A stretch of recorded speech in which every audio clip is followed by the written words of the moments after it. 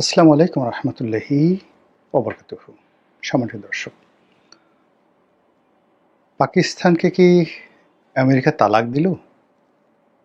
অর্থাৎ আমেরিকা কি পাকিস্তানের হাত ছেড়ে দিল? পাকিস্তান একাকী হয়ে গেল? হঠাৎ করে যেভাবে পাকিস্তান এবং আমেরিকার মধ্যে যুদ্ধের দামামা বেজে উঠছে, অস্বাভাবিক একটি ঘটনা।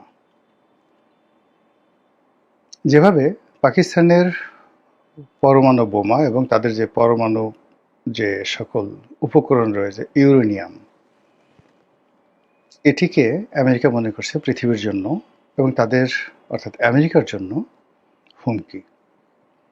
দ্বিতীয়ত আমেরিকা এমন যে শঙ্কা, সেই শঙ্কা প্রকাশ করেছে অন্য একটি কারণে, সেটি হলো দূরপাল্লার কিছু ক্ষেপণাস্ত্র পাকিস্তান উদ্ভাবন করেছে, যা দিয়ে পাকিস্তান থেকে সরাসরি আমেরিকাতে আক্রমণ চালানো সম্ভব।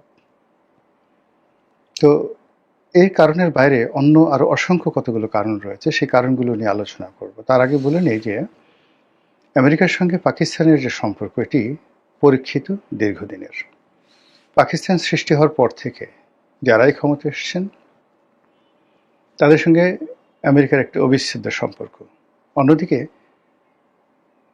চীনের সঙ্গে পাকিস্তানের একেবারে হাড্ডাহাড্ডি সম্পর্ক থাকার পরেও আমেরিকার সঙ্গে পাকিস্তানের সম্পর্ক কখনোই নষ্ট হয়নি এবং বিভিন্ন কারণে সামরিক প্রয়োজনে আমেরিকা অকৃপণ হস্তে পাকিস্তানকে দিয়েছে। আর আমেরিকার সঙ্গে পাকিস্তানের এই বন্ধুত্ব রক্ষা করতে গিয়ে পাকিস্তানের বহু সর্বনাশ হয়েছে। তাদের দেশটি একটি উগ্রবাদী জঙ্গি রাষ্ট্র হিসেবে পরিণত হয়েছে।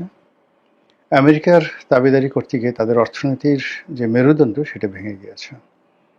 50-এর দশকে, 60-এর দশকে এশিয়ার মধ্যে সবচাইতে ধনী রাষ্ট্র ছিল পাকিস্তান। এমনকি জাপান, চীন, মানে পাকিস্তানের জিডিপির কাছে কেউ ছিলই না।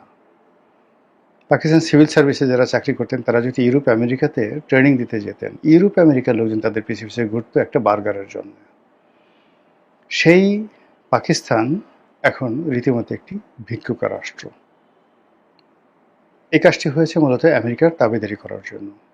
পাকিস্তানের যে ফিউডাল সোসাইটি এবং সেই ফিউডাল সোসাইটির মধ্যে যেভাবে সন্ত্রাস ছড়িয়ে দেওয়া হয়েছে আমেরিকার মদতে, পার্শ্ববর্তী রাষ্ট্র আফগানিস্তানের সঙ্গে তাদের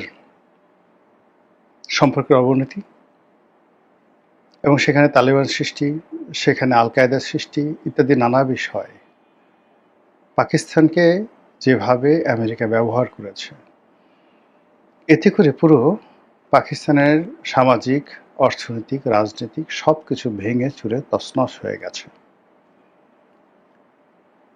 জনাব ইমরান খান, তিনি আমেরিকার সাহায্য নিয়ে মূলত পাকিস্তানের ক্ষমতায় এসেছিলেন, কিন্তু ক্ষমতায় আসার পর তিনি অতিরিক্ত দেশাত্মবোধ এবং অতিরিক্ত দেশপ্রেম দ্বারা উদ্বুদ্ধ হয়ে পাকিস্তানকে একটি ব্যালেন্সিং কান্ট্রি তৈরি করার জন্য অনেকগুলো দেশের সঙ্গে একটি সম্পর্ক স্থাপন করার চেষ্টা করেছিলেন। তিনি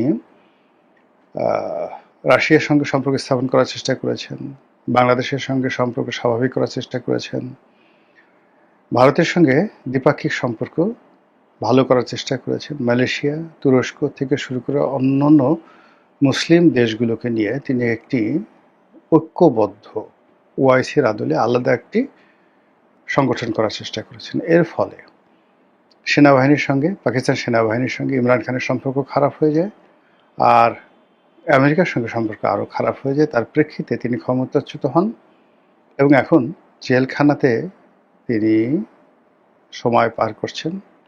জেল হবে না ফাঁস হবে, মরবেন না বাঁচবেন, এটা অনিশ্চিত। ইমরান খানের ক্ষমতাচ্যুতির পরে সেখানে শাহবাজ শরীফ একেবারে নাটকীয়ভাবে ক্ষমতা আসে।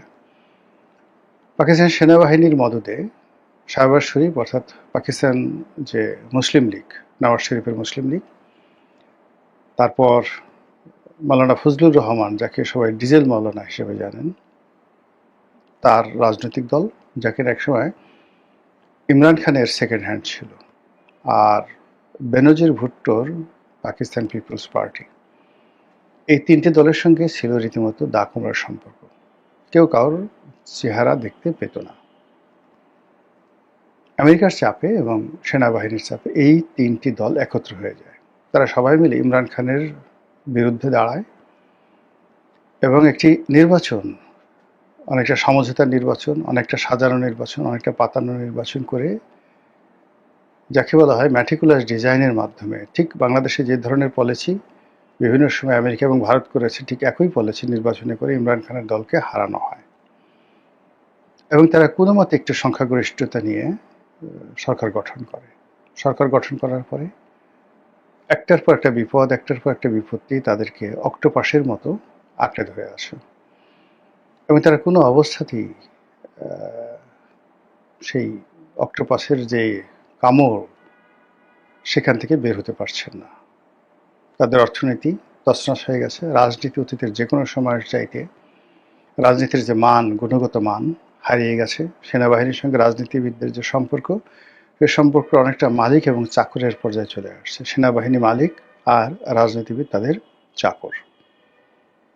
যখন সেনাপ্রধানকে কোথাও ডাকা হয়, আসিফ মনিরকে কোথাও ডাকা হয়, সেখানে প্রধানমন্ত্রী তার সহকারী রূপে বা পিয়ন রূপে সেখানে উপস্থিত হন এবং এই প্রথম নজিরবিহীনভাবে ভারতের যে সেনাপ্রধান, সেই সেনাপ্রধানের উপরে পাকিস্তানের সেনাপ্রধানকেও প্রাধান্য দেওয়ার জন্য আসিফ মনির নিজের মর্যাদা বাড়িয়ে নিয়েছেন। এখন তিনি ফিল্ড মার্শাল আসিফ মনির রূপে নিজেকে প্রতিষ্ঠিত করেছেন এবং পাকিস্তান সেনাবাহিনীতে আইয়ুব খানের পর এত ক্ষমতাধর কোনো সেনাপ্রধান আসেননি। ডোনাল্ড ট্রাম্প তাকে আলাদা দাওয়াত করেছেন। আলাদা দাওয়াত করে তারকে যেভাবে সংবর্ধনা দিয়েছেন, অ্যাজ ইট ইজ মনে হয় যেন পাকিস্তান রাষ্ট্রের ফাউন্ডিং ফাদার তিনি, জাতির পিতা তিনি। অন্যদিকে আসিফ মনিরের সঙ্গে সৌদি আরবের সম্পর্ক অন্যরকম, একেবারে যাকে বলা হয় এতটা দহরম মহরম সম্পর্ক যে সৌদি আরবের জন্য আসিফ মনির জীবন দিবেন, আসিফ মনির জন্য সৌদি আরব জীবন দেবেন। এই অবস্থাতে যখন বছর খানেক আগে পাকিস্তানের সঙ্গে আমেরিকার একটা সামরিক চুক্তি হলো, সেই চুক্তিতে আমেরিকা তাদের অস্ত্র ভাণ্ডারের দুর্লভ সব অস্ত্র যেভাবে ভারতকে দমানোর জন্য পাকিস্তানের কাছে বিক্রি করার তারা সিদ্ধান্ত নিল, এতে করে পুরো ভারতবর্ষে আতঙ্ক ছড়িয়ে পড়ল। তো এই অবস্থার পরে আবার আমরা দেখলাম যে ইরান যুদ্ধ শুরু করার আগে পাকিস্তানকে দিয়ে তারা আফগানিস্তান আক্রমণ করালো এবং এই আক্রমণ এখন পর্যন্ত চলছে।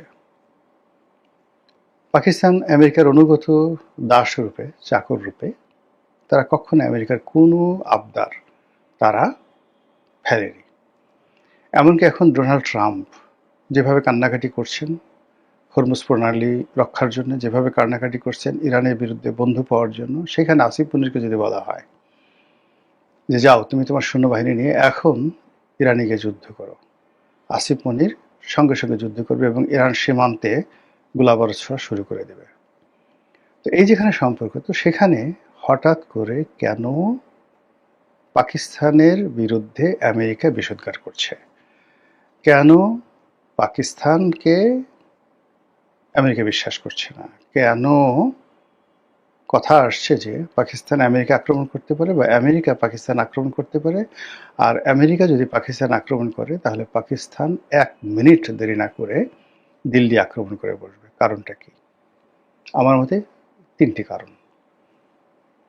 প্রথম কারণ হলো যে পাকিস্তানের হাতে যে পরমাণু প্রযুক্তি রয়েছে, এই পরমাণু প্রযুক্তি তারা উত্তর কোরিয়াতে এর আগে পাঠিয়েছিল, দিয়েছিল, আপনাদের মনে আছে। এখন সন্দেহ হচ্ছে, আমেরিকার সন্দেহ হচ্ছে যে পাকিস্তান তার এই প্রযুক্তি, পরমাণু প্রযুক্তি এবং তার যে ইউরেনিয়াম, এগুলো চড়া মূল্যে তেলের বিনিময়ে তারা ইরানকে দিয়েছে। আদারওয়াইজ